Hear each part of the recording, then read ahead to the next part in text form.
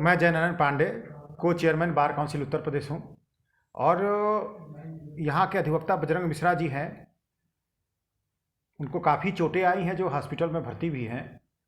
उनको कुछ तत्वों द्वारा मारा गया है और जब उन्होंने एफआईआर लिखवाई है तो उस एफआईआर को वापस लेने के लिए उनके ऊपर घर वाले, उनके परिवार पर प्रेशर बनाया जाता है और उसके बाद दूसरा एफआईआर वो करा दिए हैं, जो कि घोर निंदा की बात है। और पुलिस प्रशासन से हम ये मांग करेंगे कि उसको जांच करके उसको एक्सपंज करें, क्योंकि ऐसी उनके साथ कोई घटना नहीं घटी है। मारा भी है, इनको मारने के बाद एफआईआर भी दर्ज करा दिया। इनकी एफआईआर दर्ज हुई लेकिन बाद में क्रॉस एफआईआर दर्ज करा दिया। ये बहुत गलत है। मामला क्या था जो ये विवाद हुआ था, जो मारपीट हुई थी, क्या मामला था? मामला कुछ नहीं, बिना मतलब की मामला है। और ये गाड़ी के क्रॉस के लेके चलने का है, गाड़ी लेके क्रॉस कर रहे थे तो वो दबंग लोग हैं, जैसा कि पता चला है।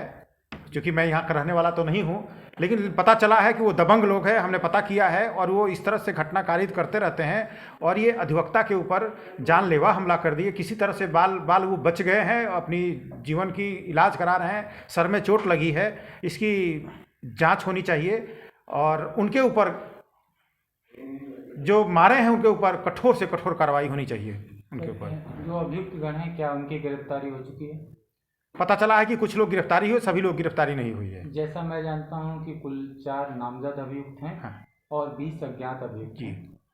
तो इनमें से अब तक कितनी गिरफ्तारी हुई है? अभी तो एक लोग की गिरफ्तारी हुई है बस। अब पुलिस प्रशासन को इसमें और एक्टिव होना चाहिए।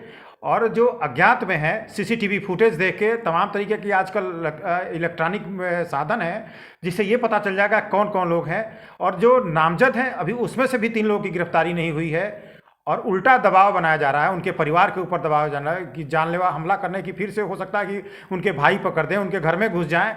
तो इसलिए पुलिस प्रशासन से हम ये डिमांड करते हैं कि उनके परिवार को उनका सुरक्षा कराया जाए। इस माध्यम से मैंने मुख्यमंत्री जी, गृह मंत्रालय और यहाँ के एसएसपी, कमिश्नर, सबको मैंने चिट्ठी जारी की है। और हमने मांग की है कि उनके घर के, उनके परिवार के, उनके लोगों के जान माल की सुरक्षा की जाए। अच्छा, ये मुख्य आरोपी पकड़ा गया है कि नहीं अभी तक? ये तो एक पकड़ा गया है, बाकी तो मिल के सब मारे हैं ना। तो मुख्य तो सभी है, हम कैसे कहें केवल एक? चोट तो कई आई है तो और टार्चर तो कई लोग किए हैं, तो सभी आरोपी हैं। ऐसे में यदि गिरफ्तारी प्रशासन अन्य लोगों को नहीं करती है या कुछ और भी हिलावाली करते हैं तो क्या करेंगे? आपका अधिवक्ता संघ क्या करेगा? देखिए, मैंने लेटर जारी की है। अगर नहीं करते हैं, हमने शासन पर भी लिखा है, वहाँ से कार्रवाई जरूर होगी। शासन कार्रवाई जरूर करेगा और शासन इस समय बहुत एक्टिव है। अगर ये नहीं करेंगे तो पुलिस के खिलाफ शासन कार्रवाई करेगी। सर, जिस तरह से अधिवक्ताओं पर आए दिन इस तरह के हमले हो रहे हैं, यहाँ तक कि हत्याएं भी हो रही हैं, तो इस तरह से अधिवक्ता जो महफूज नहीं है, आपराधिक उन पर दबाव बना रहे हैं, इस तरह से उनके साथ अत्याचार हो रहे हैं, इस पे bar council of Uttar Pradesh और बार काउंसिल ऑफ इंडिया ने कोई स्टेप उठाया है इनके प्रोटेक्शन में, इनकी सुरक्षा में? बार काउंसिल ऑफ इंडिया के द्वारा जो चारों तरफ डिमांड हुई और सभी घटनाएं घटी, तो बार काउंसिल ऑफ इंडिया के द्वारा एक ड्राफ्ट कमेटी बनाई गई थी। ड्राफ्ट बना के, एडवोकेट प्रोटेक्शन एक्ट की ड्राफ्ट बना के भारत सरकार के पास भेज दी गई है। अब उनका काम है कि वो संसद में प्रस्ताव ला के एडवोकेट प्रोटेक्शन एक्ट जो है वो लागू करें। और ये हम लोग की डिमांड चल रही है और ये डिमांड हम लोग किए हैं गवर्नमेंट से। हमें लगता है कि जल्दी से जल्दी वो लागू हो जाएगा, ये उम्मीद करते हैं हम और ये मांग करते हैं। नमस्कार, मैं हूं डीपी पांडे और आप देख रहे हैं जनहित इंडिया। इस समय हम साथ में हैं श्री जयनारायण पांडे, जो bar council of Uttar Pradesh के सह अध्यक्ष हैं। और इनसे हम ये जानेंगे कि आजमगढ़ में एक अधिवक्ता श्री बजरंग मिश्र, उनके साथ एक घटना हुई थी दिनांक 30 जनवरी को। उस घटना में उनको काफ़ी चोटें पहुंचाई गई थी और जिसकी वजह से वो आज भी हॉस्पिटल में हैं। तो उनके ऊपर जो यह हमला हुआ, ये किस वजह से हुआ, उस हमले का कारण क्या था, जो घटना हुई मिश्रा जी के साथ, तो उस घटना में आपकी तरफ से अब तक क्या पहल की गई है, क्या मदद की गई है? बजरंग मिश्रा जी के ऊपर जानलेवा हमला करने वाले जो असामाजिक तत्व हैं, ये गाड़ी से जब ये आ रहे थे तो जब इनका गाड़ी पास नहीं हो रहा था तो ये क्रॉस करने के लिए निवेदन जब ड्राइवर करने गया कि आप थोड़ा सा गाड़ी हटा लें, तो क्रॉस के चक्कर में वो पता ना क्या था, पिए थे कि नहीं पिए थे, जो भी हो, लेकिन उन लोगों ने मिल के उसको मारा था। तब तक बजरंग मिश्रा गए उनके बीच बचाव का पता लगा बजरंग मिश्रा के सर पे मारे हैं और भी कई चोटें हैं जो कि आज की डेट में हॉस्पिटल में हैं। यही नहीं, वो ऐसे असामाजिक तत्व हैं, मैं असामाजिक तत्व इसलिए कहूँगा कि उन्होंने एक तो घटना कारित की, 4 लोग को तो जानते थे, जब नामजद FIR किए 20-25 लोग और थे जो उन्होंने पहचानते नहीं थे, लेकिन चेहरा तो उनको याद है, बताते हैं कि चेहरा याद है, अगर मेरे सामने आ जाएंगे, अगर पुलिस पकड़ेगी लेके आएगी तो हम पहचान लेंगे। अब चूंकि उनकी स्थिति इतनी ख़राब है, अभी हॉस्पिटल में है, FIR दर्ज कराया, पुलिस ने उनका मेडिकल कराया, लेकिन अफसोस की बात है कि पुलिस प्रशासन इस बात को जानती थी। उसके बाद भी जब उनके तरफ से एप्लीकेशन आया तो वो एप्लीकेशन भी दर्ज कर दिया गया, जो कि दबाव बनाने के लिए था कि ताकि ये मुकदमे को वापस ले लें। सर वो एप्लीकेशन जो दर्ज की गई वो किन धाराओं में थी? किसकी एप्लीकेशन?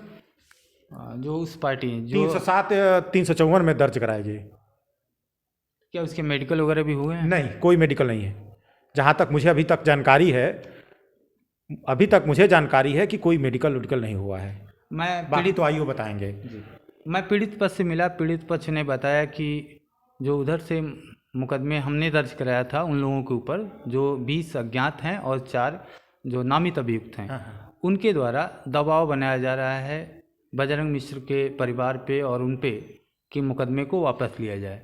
तो इस दशा में आपका अधिवक्ता समाज, आपके bar council of Uttar Pradesh, उनकी कैसे मदद कर पा रही है और क्या कर रही है? मैं बार काउंसिल के प्रतिनिधि होने के नाते, मैं बार काउंसिल का को-चेयरमैन हूँ, सहअध्यक्ष जिसको बोलते हैं हिंदी में। मैंने लेटर माननीय मुख्यमंत्री को, गृह मंत्रालय को, कमिश्नर को, DM को और SSP महोदय को मैंने लिखा है ताकि उनकी जान माल की सुरक्षा किया जाए। मैंने उनकी पूरी एप्लीकेशन एक साथ में लगा के भेजी है और उनसे निवेदन किया है कि इस पर जल्द से जल्द उचित कार्रवाई किया जाए ताकि कोई मामला और कुछ न बिगड़े। और मुझे शासन से उम्मीद है कि इस पर कार्रवाई होगी और अधिवक्ता के परिवार की सुरक्षा बहाल कराएंगे। इस शासनकाल में हमने देखा कि बहुत से ऐसे अधिवक्ता हैं जो इस तरह से पीड़ित हुए हैं, तो इस पर सरकार की क्या भूमिका है? सरकार को क्या करना चाहिए था जो सरकार ने नहीं किया?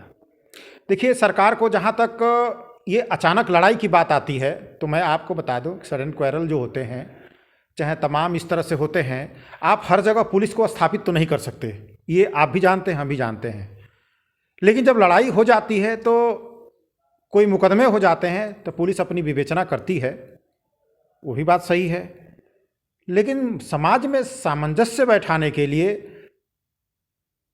अपना पुलिस जो भेजा है वो इंक्वायरी की है, तो इंक्वायरी ऑफिसर की जिम्मेदारी बनती है कि उसकी उचित विवेचना हो। जैसे कि बजरंग मिश्रा ने पहले FIR दर्ज कराई, इनकी चोटें आ गई, सब कुछ आ गए और काफ़ी समय बाद आके वो FIR दर्ज करा रहे हैं क्या कि ये मुकदमा वापस ले लें। चारों तरफ से दबाव बना रहे हैं, उनके परिवार को धमकियां दी जा रही है।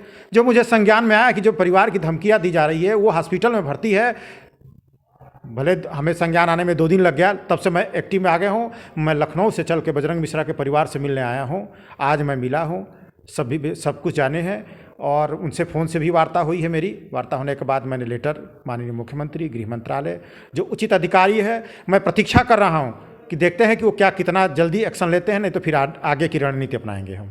सर लास्ट सवाल मैं करूँगा कि नॉन बेलेबल ऑफेंस में FIR रजिस्टर्ड हुई 307 395 में, जैसा आपने बताया, तो पुलिस गिरफ्तार क्यों नहीं की अब तक?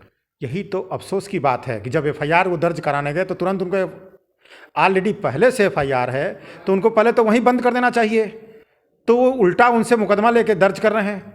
तो ये तो पुलिस की नाकामी तो है ही, पुलिस की नाकामी बिल्कुल है। नाकामी है। आप जिस मुलजिम के खिलाफ FIR दर्ज है वो मुलजिम लेके आता है और FIR दर्ज कराता है और आप उसको गिरफ्तार नहीं करते हैं। आप करते दर्ज अगर करना है तो, लेकिन उस समय जब मुलजिम बन चुका था तो पहले उसको गिरफ्तार करना चाहिए था। Thank you sir. आप देख रहे थे जनहित इंडिया और इन्होंने बताया कि पुलिस की नाकामी है कि जो बजरंग मिश्र के इस मामले में जो उनके साथ इस तरह के हमले हुए, इस हमले पर यह पुलिस की नाकामी है और जहां पुलिस को गिरफ्तार करना चाहिए था उस पुलिस ने उस व्यक्ति से एक दूसरी तहरीर लेती है और झूठा मुकदमा बजरंग मिश्र और उनके परिवार वालों पर दर्ज कराती है।